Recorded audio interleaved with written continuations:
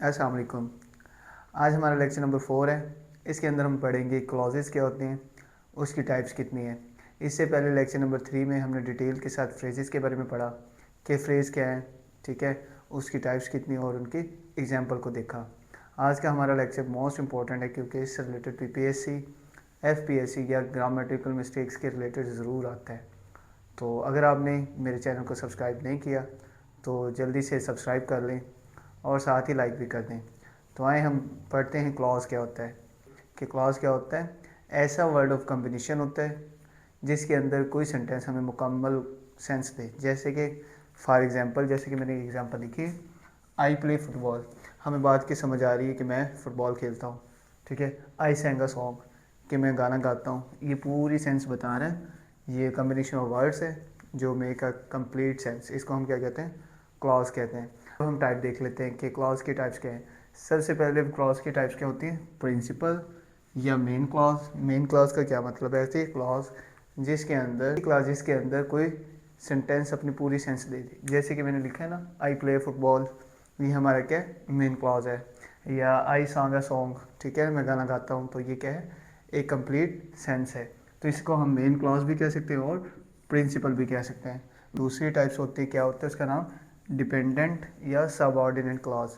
Dependent जैसे कि मतलब से समझ आ रही है कि किसी दूसरे पे डिपेंड करे, या सबऑर्डिनेट यानी कि दो को मिला के बने, ठीक है। आगे इसकी थ्री सबऑर्डिनेट क्लॉज की अदर थ्री टाइप्स भी हैं, यानी कि थ्री टाइप्स सबऑर्डिनेट क्लॉज के अलग से बन जाती हैं, जिसके अंदर नाउन क्लॉज, एडजेक्टिव क्लॉज और एडवर्ब क्लॉज। और लास्ट पे जो बचती हैं वो कोऑर्डिनेट क्लॉजेज होती हैं। अब हम इनको वन बाय वन देख लेते हैं कि मेन क्लॉज क्या है, सबऑर्डिनेट क्या है और डिपेंडेंट या कोऑर्डिनेट क्लॉजेस क्या है। चलिए आइए देख लेते हैं। अब इसी तरह हमारे सबसे पहले होता है प्रिंसिपल या मेन क्लॉज।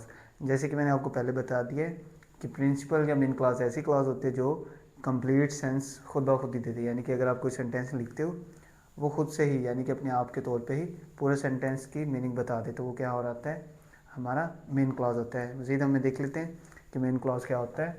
अ क्लॉज, ऐसी clause which makes good sense, ठीक है ना, जो गुड सेंस देती है, by itself and stand by itself as a complete sentence. A clause which make good sense, कैसे सेंस देती है, बाय इटसेल्फ, अपने आप गुड सेंस देती है, and stand by itself as a complete sense, complete sentence. For example, जैसे कि मैंने एग्जांपल लिखी है नीचे, आई प्ले फुटबॉल, मैं फ़ुटबॉल खेलता हूँ। बात समझ आ रही है, पूरी क्लॉज है, ये हमारा मेन क्लॉज है। इसी तरह ही गोज़ टू स्कूल, ठीक है ना, वो स्कूल जाता है, तो ये क्या है, हमारी मेन क्लॉज। अब इसी तरह डिपेंडेंट या सबऑर्डिनेट क्लॉज है। जैसे कि अभी हमने पढ़ा कि मेन क्लॉज क्या होती है, ऐसी क्लॉज जो make a good sense by itself. इसी तरह दूसरी है सबऑर्डिनेट या डिपेंडेंट। डिपेंडेंट से हमें पता चल रहा है ऐसी क्लॉज जो खुद ब खुद कोई सेंस ना दे जब तक उसके साथ दूसरा कोई सेंटेंस ना लग जाए, तो उसे हम क्या कहेंगे, डिपेंडेंट या सबऑर्डिनेट्स। अब देख लेते हैं मज़ीद कि जैसे कि अभी मैंने आपको बता दिया, the clause which can not stand by it self, यानी कि खुद ब खुद अगर कोई सेंटेंस हम लिखते हैं तो वो सेंस नहीं देता। And unable to make good sense, unable होता है to make a good sense, ठीक है ना, इज डिपेंडेंट क्लॉज, उसे कोई डिपेंडेंट क्लॉज चाहिए होती है, तो उसको हम क्या कहते हैं, डिपेंडेंट या सबऑर्डिनेट। तो जैसे कि मैंने एग्जांपल में लिखा है, वी शुड लिव, हम रहते हैं, कहाँ पे रहते हैं नहीं पता, तो ये हमें क्या बताता है, डिपेंडेंट, यानी कि इसके लिए कोई डिपेंडेंट या सबऑर्डिनेट। सब का मतलब क्या होता है, छोटे छोटे टुकड़े करना, टुकड़े करना, ठीक है ना। अगर हमारे पास कोई चीज़ है, अब उसे हम टुकड़ों में कर देते, सब ऑर्डिनेट कर देते, सब टुकड़ों में कर देते, तो वो हमारा क्या बनता है, सब बनता है। इसी तरह डिपेंडेंट क्लास के लिए अगर ऐसी क्लास है जो कि खुद पूरी सेंस नहीं देता, गुड सेंस नहीं देता, उसको किसी दूसरी सेंस या दूसरी क्लास की ज़रूरत होती है, तो उसे हम क्या कहते हैं, सब ऑर्डिनेट क्लास या डिपेंडेंट। फॉर एग्जांपल, जैसे कि मैंने एग्जांपल लिख दी है, we should live where the climate is good, where, ये सारा जितना है ना, where the climate is good, ये क्या है, हमारा सब ऑर्डिनेट क्लॉज। ये था हमारा डिपेंडेंट क्लॉज। आगे इसकी थ्री टाइप्स हैं, वो कौन कौन सी हैं। पहली है नाउन क्लॉज, फिर है एडजेक्टिव क्लॉज, फिर है हमारी एडवर्ब क्लॉज। अब इसको हम फर्दर देख लेते हैं, ठीक है, क्योंकि इससे रिलेटेड पीपीएससी या कमीशन इससे रिलेटेड कमीशन ज़रूर आपसे क्वेश्चन पूछता है। तो हम इसे डिटेल से देख रहे हैं कि नाउन क्लास क्या है, एडजेक्टिव क्लास क्या है और एडवर्ब क्लास क्या है, किसकी, सबऑर्डिनेट क्लास या डिपेंडेंट क्लास की। चलें वो भी देख लेते हैं। अब इसी तरह जैसे अभी हमने पढ़ा कि सबऑर्डिनेट क्लास या डिपेंडेंट क्लास क्या है, आगे उसके फर्दर 3 टाइप्स हैं जिसके अंदर नाउन फ्रेज, एडजेक्टिव फ्रेज और एडवर्ब फ्रेज है। अब हम इन्हें देख लेते हैं विद एग्जांपल। चलिए आए, सबसे पहले क्या है, नाउन फ्रेज, नाउन क्लास। ठीक है, नाउन क्लास क्या होता है, जो वर्क करे, it does the work of a noun, जो नाउन के लिए काम करे। For example I do not now, मैं नहीं जानता। ठीक है, अब जो how he did it, how he did it, ये हमारा क्या है, नाउन क्लास है। ठीक है ना, जो नाउन को बता रहा है, I do not now how he did it, ये नाउन क्लास है। इसी तरह एडजेक्टिव सेम टू सेम वैसे जो एडजेक्टिव के लिए काम करे, और इसी तरह जो एडवर्ब होगा वो एडवर्ब के लिए काम करे। इसके एग्जांपल देख लेते हैं। I have lost the book that he give me, that यानी कि ही गिव मी, ठीक है ना, दैट ही गिव मी, ये हमारा क्या है, एडजेक्टिव फ्रेज है। इसी तरह देखते हैं एडवर्ब फ्रेज, जैसे कि अभी मैंने आपको बता दिया जो वर्क करे एडवर्ब के लिए। For example go where you please, where you please, ठीक है, where you please return as soon as it is 10, ये जो वेयर एज ये वाला है, ये हमारा क्या है, एडवर्ब फ्रेज। ये इनको देखना इसलिए भी ज़रूरी है क्योंकि पास पेपर्स अगर आप एनालिसिस करेंगे कमीशन की किसी भी एग्ज़ाम लाइक पीपीएससी, एफपीएससी, ये किसी भी जीके का 1 पेपर जिसे हम कहते हैं उसके टेस्ट को आप देखेंगे तो उसके अंदर ये चीज़ें बार बार रिपीट हुई हैं। ये टू द पॉइंट नहीं पूछते, वो थोड़ा सा ट्रिकी करके पूछते हैं।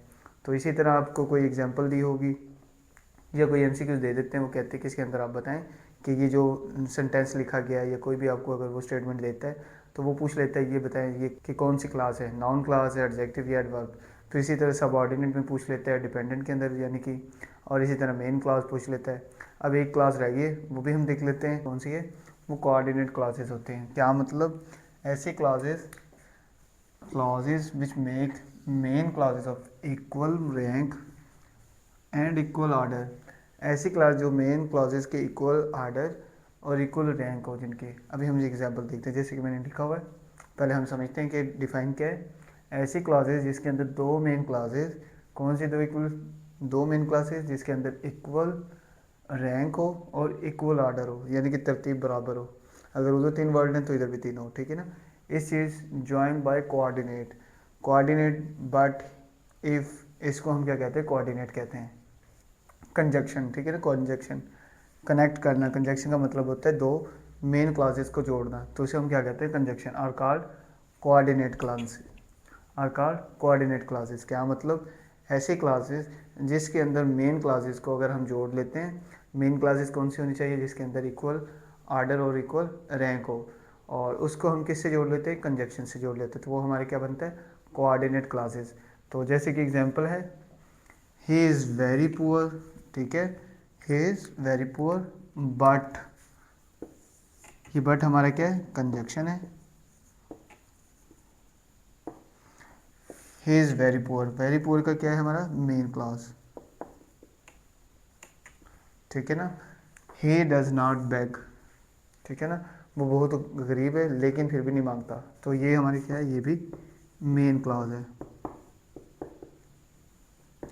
अब हमने क्या पढ़ा था, ऐसी क्लॉज जिसके अंदर 2 मेन क्लॉजेस के इक्वल रैंक हो, इक्वल आर्डर। क्या मतलब, इक्वल रैंक का मतलब ये देखो, 1 2 3 4, ठीक है, 4, 1 2 3 4, ये इक्वल रैंक और इक्वल आर्डर है।